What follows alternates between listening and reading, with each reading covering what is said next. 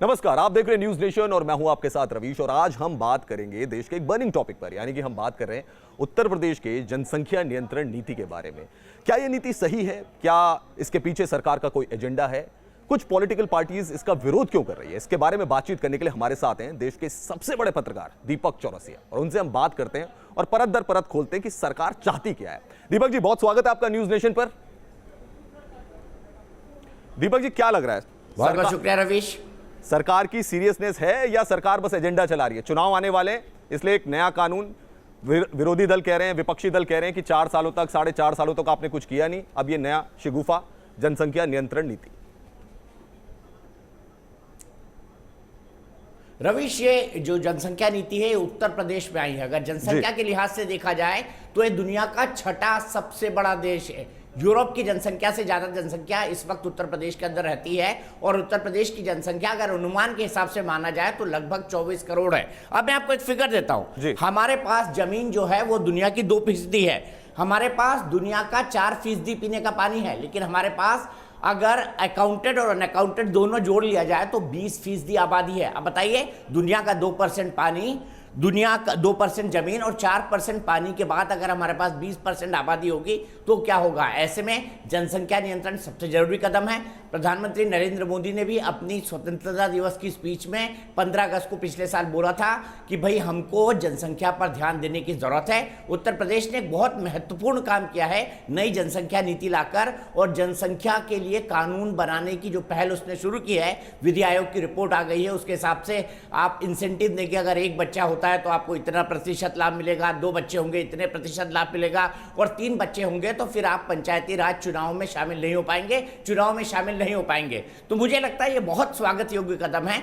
अन्य राज्यों में कई जगह पंचायती राज में डिस्क्वालीफाई किया गया है, जैसे मध्य प्रदेश हुआ, हरियाणा हुआ। आप पंचायती राज यानी पंच सरपंच के चुनाव में नहीं शामिल हो सकते अगर आपके 2 से ज्यादा बच्चे हैं। मुझे लगता है ये बेहद स्वागत योग्य कदम है, क्योंकि भारत में जितने एक अनार 100 बीमार वाली हालत है, जितने हाथ और मुंह हम पैदा करते हैं एक साल के अंदर, हमारे यहाँ 1 मिनट के अंदर 60 बच्चों के आसपास पैदा होते हैं। 70,000 से ज़्यादा बच्चे एक दिन के अंदर पैदा होते हैं। ऐसे में ये ध्यान देना बेहद महत्वपूर्ण होगा कि इस आबादी को कैसे कंट्रोल किया जाए, और सबसे बेहतर चीज़ है कि इसको इंसेंटिव दे दिया जाए। ये मेरे ख्याल से सबसे महत्वपूर्ण है। और चूंकि अल्पसंख्यक वोट बैंक उत्तर प्रदेश में एक बड़ा वोट बैंक है, भारतीय जनता पार्टी को छोड़कर सभी राजनीतिक दलों का, इसीलिए उनको लगता है कि चूंकि जो मुस्लिम पक्ष है वो कहता है कि नहीं, ये तो कुदरत की मर्जी है, कुदरत की मर्जी को कंट्रोल नहीं करना चाहिए। तो मुझे लगता है इसीलिए इस पर राजनीति हो रही है, वरना उत्तर प्रदेश का यह कदम बेहद स्वागत योग्य है। मेरा तो मानना है ये नीति पूरे देश में आनी चाहिए। दीपक जी, आप तो इतने दशकों से जो है राजनीति को कवर कर रहे हैं, और इंदिरा गांधी का एरा भी हमें याद आता है, उस समय भी कुछ इसी तरीके की पहल की गई थी। इतने साल लग रहे हैं और कॉमन कंसेंसस क्यों नहीं बन पाता है पॉलिटिकल पार्टीज के बीच में? क्यों सारी पॉलिटिकल पार्टीज जो हैं वो देश के लिए या पॉपुलेशन कंट्रोल के लिए एक साथ नहीं आ पाती एक प्लेटफॉर्म पर? क्योंकि अब तो देखिए वो 75 की बात हो गई, अब 2021 चल रहा है, लेकिन सारी पॉलिटिकल पार्टीज एक फ्रंट पर क्यों नहीं आ पाती हैं? में इसका सबसे बड़ा जो कारण है वो वोट बैंक की पॉलिटिक्स है। अल्पसंख्यकों में एक बड़ा धड़ा ये मानता है, और खास तौर पर मुस्लिमों में, कि जो जनसंख्या नियंत्रण है ये कुदरत का कानून है, इस पर किसी तरह का कानून नहीं लाना चाहिए। आपने देखा होगा संजय गांधी ने जब नसबंदी की नई नीति लाई थी आपातकाल के टाइम, तो उनका किस तरह से विरोध का सामना करना पड़ा था। आपातकाल का वक्त था इसलिए विरोध नहीं हो पाया, लेकिन बाद में चूंकि वो इतना बड़ा बर्निंग टॉपिक हो गया था अल्पसंख्यकों के लिए कि लोग उसको हाथ लगाने से डरते थे, इसीलिए हमने देखा आपातकाल के बाद से आज तक, 1977 से आज तक किसी भी तरह की कोई बड़ा कानून इस बारे में आया नहीं है। और मुझे ये लगता है कि ठीक है, हमने अपनी बढ़ी हुई आबादी के चलते कई तरह के इंसेंटिव पाए हैं, जैसे बढ़ी हुई आबादी के चलते हमको कई जगह सफलताएं मिली हैं, लेकिन वो देश जो 1950 में 37 करोड़ का हो, आज जाकर 2021 में लगभग 150 करोड़ का हो जाए तो ये सोचने वाली बात होगी। मैं तो ये कहता हूँ रवेश, हमारे पास दुनिया की सबसे बड़ी जनसंख्या है, क्योंकि हमारे पास लगभग 120 करोड़ तो आधार कार्ड बने हुए हैं, और 20 से 25 करोड़ लोग ऐसे होंगे जो बिना आधार कार्ड के भारत में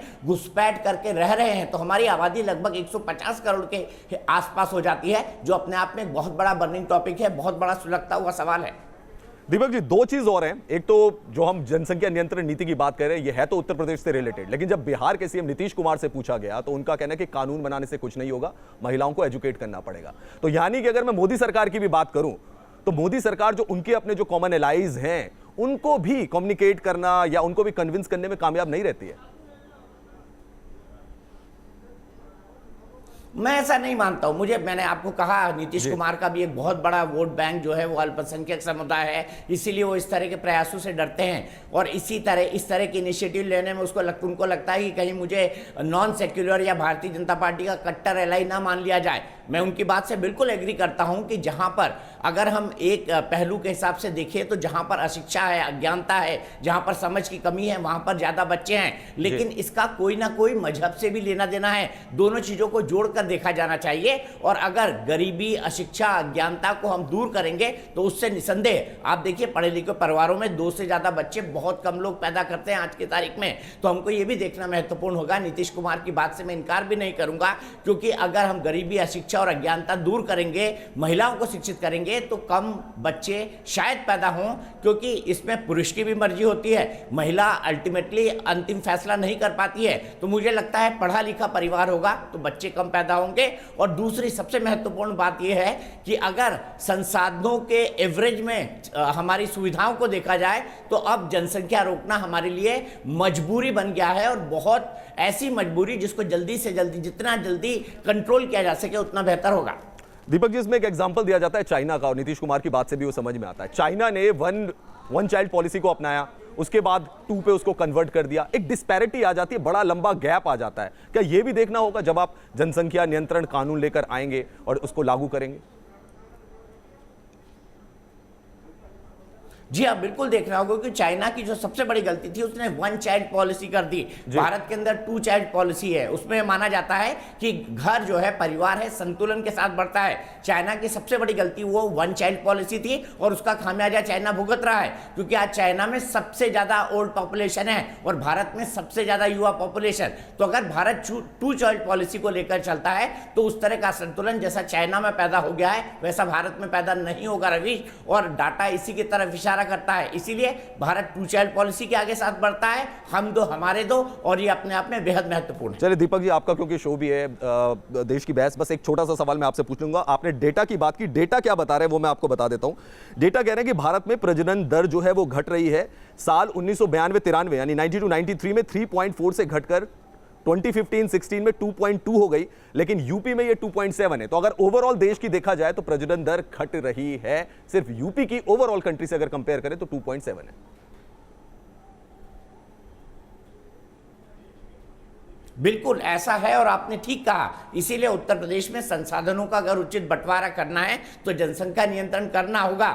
लगभग 24 से 25 करोड़ की जनसंख्या है। अगर हम 2021 के आंकड़ों को देख के और जो हमारा प्रजनन प्रतिशत है, जिस अनुपात में हमारे यहाँ बच्चे पैदा होते हैं, उसको अगर देखें, और इसीलिए उत्तर प्रदेश में ये बात लाना और जनसंख्या नीति लाना बेहद महत्वपूर्ण है। दीपक जी, इसके बारे में विश्व हिंदू परिषद कह रही है कि कहीं ये 1 चाइल्ड पॉलिसी ना हो जाए, और वो कह रहे हैं हम भी विधि आयोग से बात करेंगे। तो कुछ जो माइंडसेट जिनका सेम रहता है गवर्नमेंट के साथ, योगी सरकार के साथ, उनमें भी विरोध के स्वर हैं। जी हाँ, होता है, लेकिन वो यही कह रहे हैं कि आप 1 चाइल्ड पॉलिसी मत लाइए, 2 चाइल्ड पॉलिसी लाइए। जो गलती चाइना ने की है आप मत दोहराइए। इसीलिए उनका यह आग्रह है कि 2 चाइल्ड पॉलिसी होनी चाहिए, हम दो हमारे दो होने चाहिए, एक घर में आदर्श तौर पर एक बेटा और एक बेटी होनी चाहिए। और अगर विश्व हिंदू परिषद ये मांग करती है तो इसमें कोई गलत नहीं है। मेरा भी ये मानना है कि 1 चाइल्ड पॉलिसी की जगह 2 चाइल्ड पॉलिसी होनी चाहिए। वही जो जनसंख्या में आने वाले समय में असंतुलन हो जाता है उसको दूर कर सकती है। चलिए दीपक जी, बहुत बहुत शुक्रिया, आपने अपने व्यस्त कार्यक्रम से टाइम निकाला और आपका शो भी स्टार्ट होने वाला देश की बहस। बहुत शुक्रिया दीपक जी हमारे साथ जुड़ने के लिए। बहुत बहुत शुक्रिया रवीश। तो आपने सुना दीपक चौरसिया, देश के बड़े पत्रकार, वो बता रहे थे कि किस तरीके से जनसंख्या नियंत्रण नीति जो कि उत्तर प्रदेश सरकार की तरफ से प्रपोज्ड है, उसके क्या बेनिफिट्स हो सकते हैं देश के लिए, उत्तर प्रदेश के लिए, और तमाम बातों को आपने सुना। ऐसे ही बड़े टॉपिक पर हम बात करते रहेंगे दीपक चौरसिया से।